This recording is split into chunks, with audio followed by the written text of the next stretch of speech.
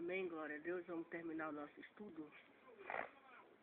Faculdade Seminário Teológico Nacional, curso online de Teologia e Ensino à Distância.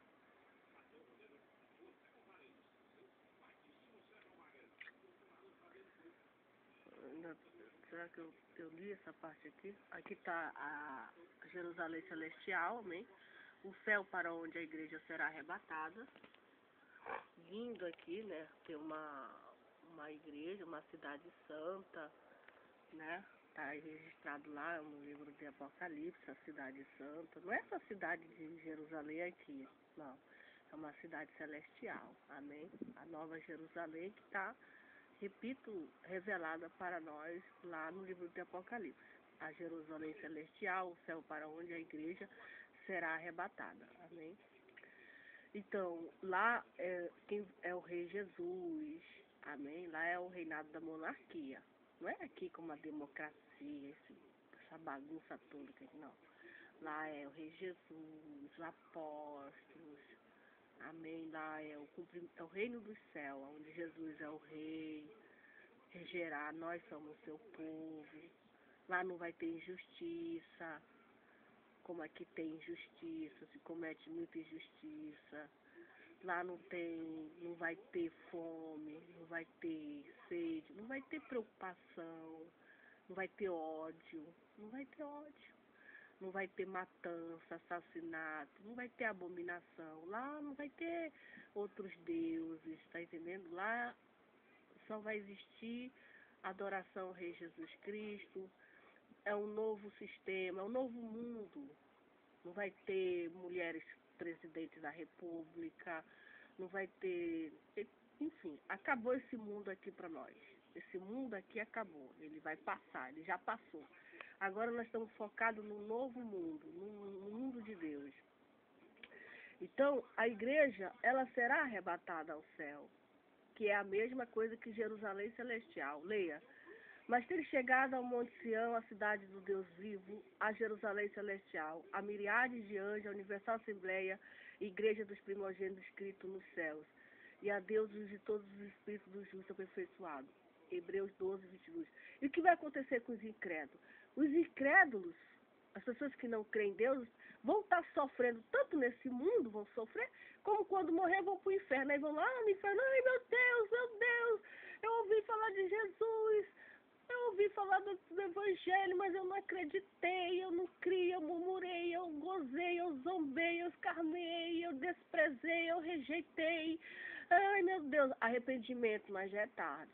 A decisão agora, nós decidimos crer na Bíblia, crer no que os pastores pregam, nos missionários, ir para a igreja, ser batizado, deixar o pecado, deixar o adultério, deixar a fornicação, deixar a prostituição, deixar as falsas amizades, sabe? Deixar o mundo, tudo que o mundo oferece, para quê? Para agora nós nos santificarmos a Deus e trabalharmos para Deus, para nós pregarmos ao mundo perdido.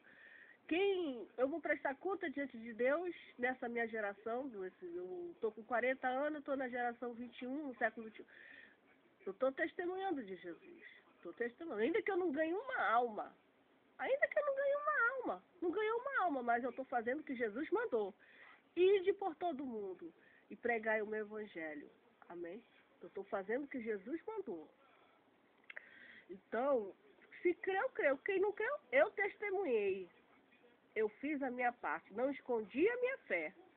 Não estou aqui falando secretamente para ninguém. Eu estou aqui publicamente usando esse canal para falar de quem? De Jesus. Nesta cidade celestial viveremos com Jesus por toda a eternidade. A patriarca Abraão tinha essa mesma esperança. E essa esperança é dada ao mundo todo. A todos os povos, a todas as tribos, a todas as línguas, a todas as nações. Amém? É dada essa oportunidade de morar com Deus para o mundo. Este mundo onde nós estamos. Nesta cidade celestial viveremos com Jesus por toda a eternidade. O patriarca Abraão tinha essa mesma esperança. Pela fé, Abraão, sendo chamado, obedeceu, saindo para um lugar que havia de receber por herança. e saiu sem saber para onde ia. Pela fé, peregrinou na terra, na promessa, como em terras alheias, habitando em tendas com Isaac e Jacó. Herdeiro com ele da mesma promessa, porque esperava a cidade que tem o fundamento, da qual o arquiteto edificador é Deus. Hebreus 11, 8, 10. Abraão sabia que a terra que lhe fora prometida aqui no mundo não era o fim da sua jornada, pelo contrário, o fim era bem além, na cidade celestial que Deus havia preparado para os seus servos fiéis. Abraão serve de exemplo a todo o povo de Deus. Gálatas 3,14. Devemos reconhecer que estamos apenas de passagem. Inclusive, Abraão, foi o líder aqui do povo judeu. Começou com ele, Israel. E lá no céu também, ele é o líder. Ele é o patriarca lá no céu. Vamos pensar que Abraão só existiu aqui na terra, morreu e acabou o ministério dele. Negativo. Pelo que a gente entende, a gente lê a Bíblia, o Abraão está muito vivo lá no céu e está também, como que se diz, liderando o povo de Deus lá no céu. Não somente ele, como o Jacó, que é o filho dele, que foi fiel também. Aliás, Jacó neto, Jacó neto dele, mas Isaac, que foi neto dele, viveu 180 anos, Isaac, e permaneceu naquilo que foi ensinado pelo seu pai. Depois de Jacó veio José. Todos esses personagens da Bíblia, eles estão no céu, vivos, e estão em plena atividade lá no céu. Amém? Estão em plena atividade. Porque, veja, o povo de Deus é muito grande.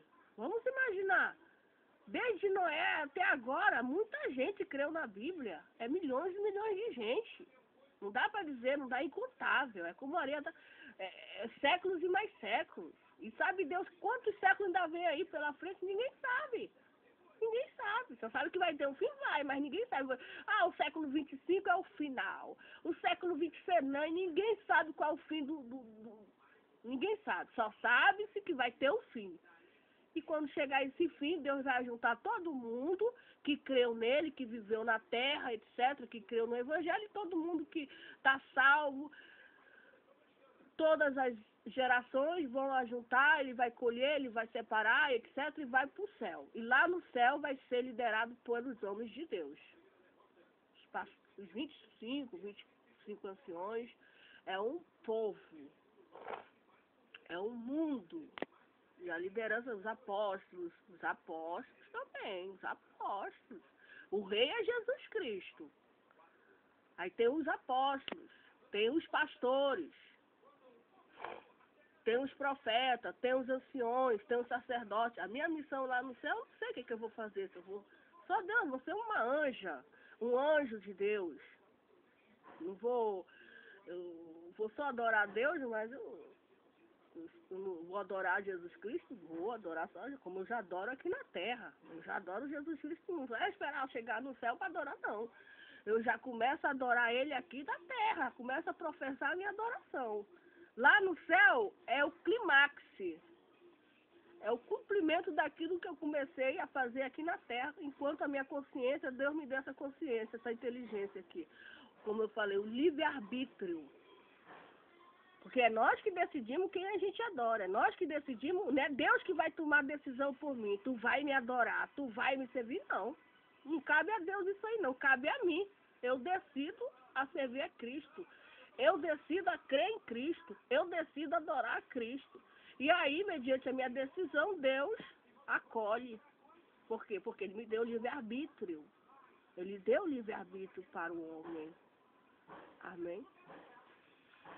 Nesta cidade celestial viveremos com Jesus por toda a eternidade. O patriarca Abraão tinha essa mesma esperança. Pela fé, Abraão, sendo chamado, obedeceu, saindo para um lugar que havia de receber por herança.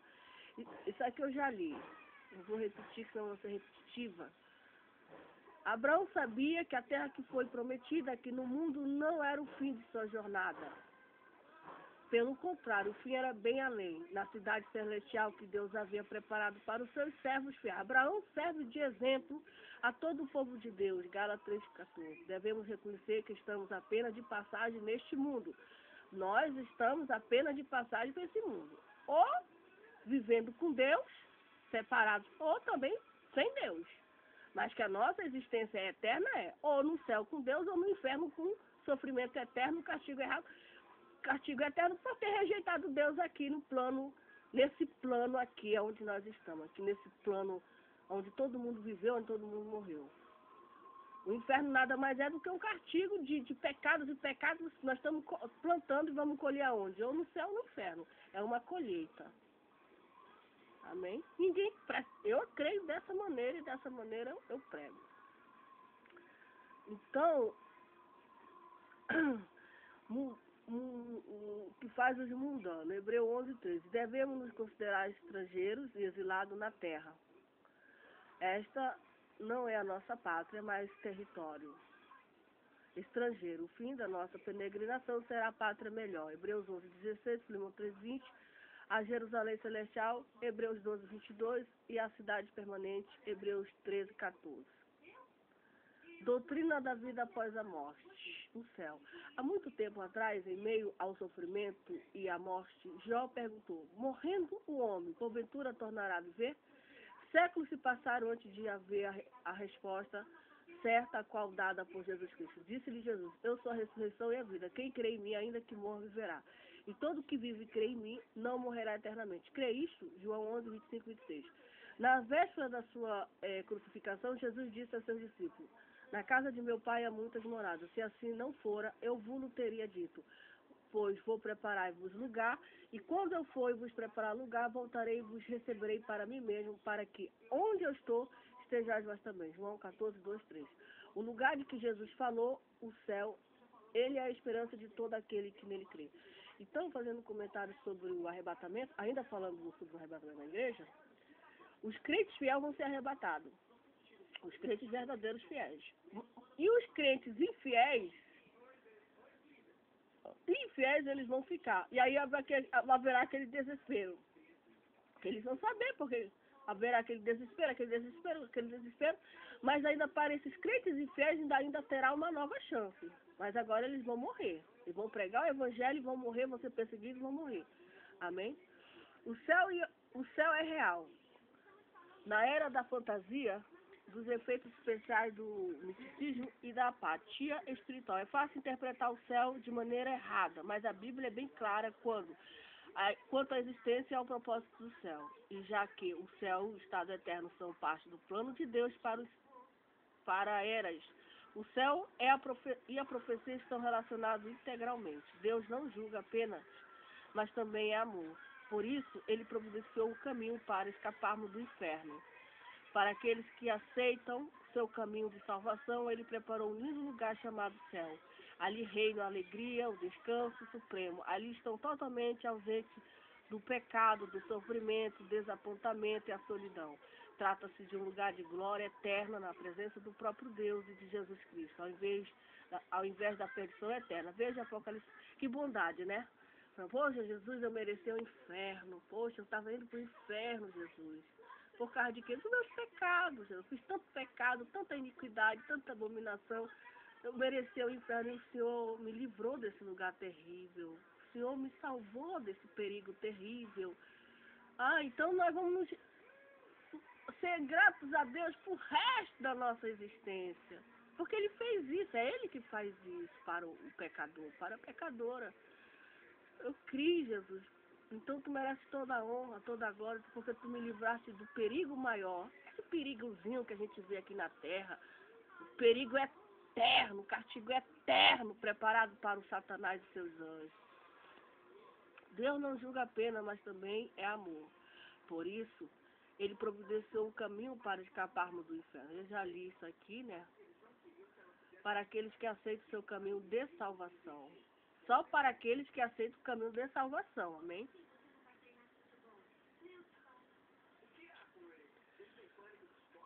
O homem tem tanto um corpo celeste material como um espiritual imortal. Ao morrer, o espírito do homem retorna para Deus no céu. Eclesiastes 2:7.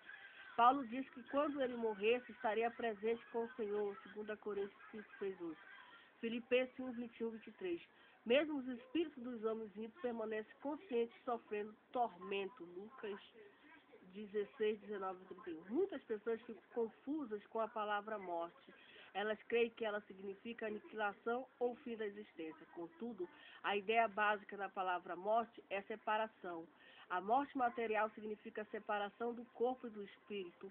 A morte espiritual significa a separação do homem e de Deus. Quando eu morro, eu não deixo de existir, mas de fato minha alma e meu corpo são separados. O que acontece? Interessante isso aqui, né? Assim, aqui está o que a Bíblia diz sobre a situação dos mortos. Seus corpos retornam ao pó, aguardando a ressurreição. Seus espíritos estão no céu, paraíso, com Deus, ou em tormento, dependendo dos seus atos quando estavam em seus corpos. Eu concordo plenamente com isso. Não se engane, o céu é um lugar real. Não é um estado de consciência, nem uma invenção da imaginação humana, nem um conceito filosófico, nem abstração religiosa, nem um sonho emocionante, nem as fábulas medievais de um cientista do passado, nem a superstição desgastada de um teólogo liberal. É um lugar real, um local muito mais real do que aonde você está agora. É um lugar real onde Deus vive, é um lugar real onde Deus veio para este mundo, é um lugar real para onde Cristo voltou na sua ascensão com toda certeza. Concordo plenamente com esse pensamento, amém? Com essa passagem. O que a Bíblia diz a respeito da doutrina do sono da alma? Cansativo, muito cansativo. Muitos grupos religiosos acreditam que quando o homem morre, ele fica inconsciente, não percebendo o que se passa ao seu redor. Porém, a Bíblia não ensina a doutrina do sono da alma. O fato de que a alma dos cristãos vão imediatamente para a presença de Deus também significa que a doutrina do sono da alma está errada. Esta doutrina ensina que quando os cristãos morrem, eles entram em um estado de existência inconsciente e que voltarão à consciência somente quando Cristo voltar e ressuscitá-lo para a vida eterna. Precisamos entender que as escrituras, quando falam da morte como dormir, trata-se apenas de uma metáfora usada para indicar que a morte é apenas temporária para os cristãos, como é temporário o sono. Isso é visto claramente, por exemplo, quando Jesus fala aos seus discípulos sobre a morte. De Lázaro, Jesus disse: nosso amigo Lázaro adormeceu, mas vou para despertá-lo. João 11:11. Devemos notar que Jesus não disse aqui que a alma de Lázaro adormeceu. Nem qualquer texto bíblico de fato afirma que a alma de alguém está dormindo ou inconsciente. Declaração necessária para provar a doutrina do sono da alma. Em vez disso, Jesus disse apenas que Lázaro adormeceu. João prossegue explicando. Jesus, porém, fala com respeito à morte de Lázaro, mas ele supõe que tivesse falado do repouso do sono. Então, Jesus lhe disse claramente, Lázaro morreu. João 11, 13 e 14. Os outros versículos que falam sobre dormir após a morte são igualmente metáfora que ensinam que a morte é temporária. Já os textos que indicam que os mortos não louvam a Deus, ou que a atividade consciente cessa depois da morte, deve ser entendido de perspectiva da vida nesse mundo.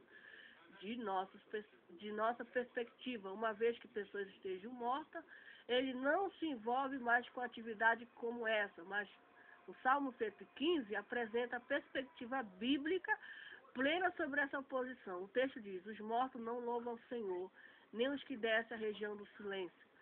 Prossegue, porém, no próximo versículo com um contraste, indicando que aqueles que creem em Deus bendirão o Senhor para sempre. Nós, porém, bendiremos ao Senhor desde agora e para sempre. Aleluia. Salmo 115, 16, 18. Finalmente, os versículos citados acima que mostram que a alma dos cristãos vão imediatamente à presença de Deus e desfruta da comunhão com Ele ali. 2 Coríntios 5:8, Filipenses 1:23 e Hebreus 12:23.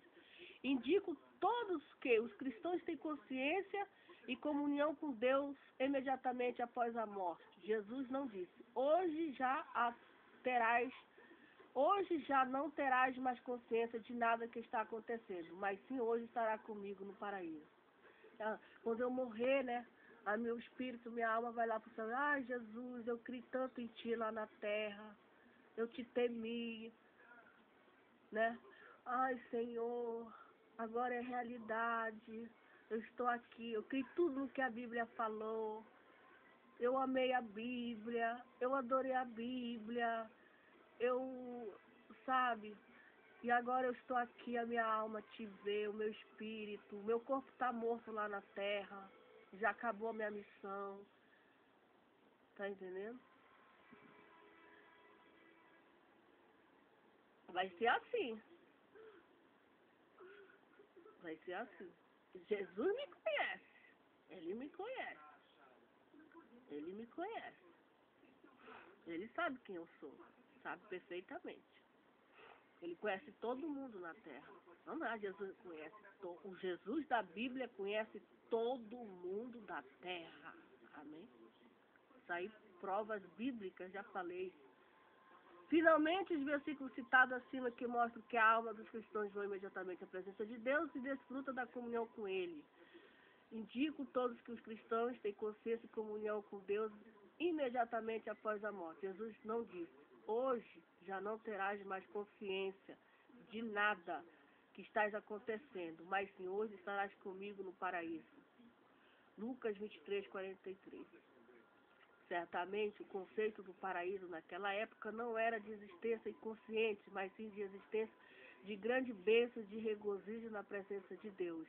Paulo não disse, tenho o desejo de partir e ficar inconsciente por muito tempo, mas se tenho um desejo de partir e estar com Cristo. É a mesma coisa que eu sinto. Eu sinto vontade de sair desse mundo e ir embora para ir para o céu, para ficar com Cristo. Por quê? Esse mundo é mau, esse mundo está de cabeça para baixo, a gente está vendo tanta coisa, tanta injustiça, tanta iniquidade, a gente está aqui, não sabe o que vai acontecer, é uma incerteza, uma insegurança, tá entendendo? Uma confusão. Então a gente tem desejo de partir e ir embora. Não tem nada nesse mundo aqui que a gente possa dizer, eu quero ficar aqui. A gente vê a corrupção, até na FIFA, roubaram o dinheiro do futebol, Petrobras, roubaram o dinheiro da Petrobras, corrupção, uma decepção total nesse Brasil todo, o povo decepcionado. Então aqui, sinceramente, só a misericórdia de Jesus. Divisões de igreja, hoje nós estamos numa igreja, passa 30, 40 anos, depois ela se divide, etc, etc, etc. Vem outras doutrinas, ninguém aceita, aí há divisão, tá entendendo? Aí nós não sabemos. Mas Jesus não se divide. Jesus, ele é fiel até o fim.